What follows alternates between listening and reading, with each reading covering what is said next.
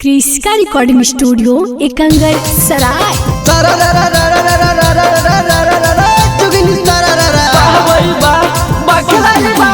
जब से हो गईल भैया हो दिल्ली, जब से हो गईल भैया हो दिल्ली, भौजी के लांगा में ढुकल बा बिल्ली। बोल हाय रे हा।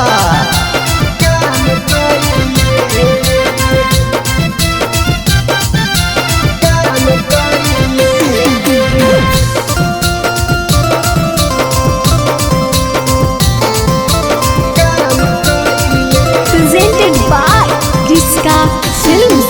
अरे ना आइले हो यार, ना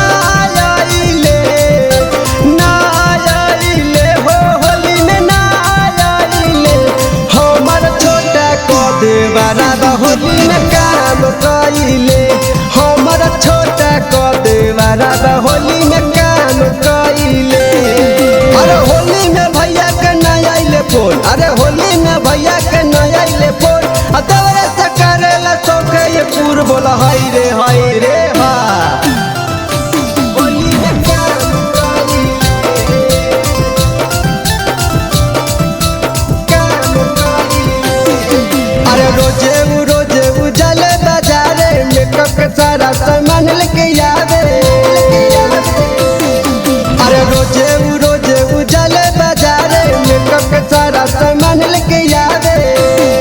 अरे कहो ये भौजी तोरा न दे हम दिक्कत हो। अरे कहो ये भौजी तोरा न दे हम दिक्कत हो। हमर छोटा को देवरा होली में काम कइले। हमर छोटा को देवरा होली में काम कइले।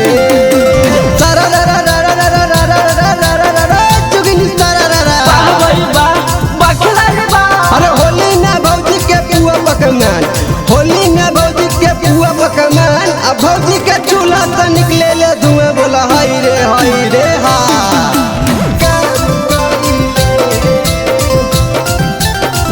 क्रिस्का रिकॉर्डिंग स्टूडियो एकंगर सराय।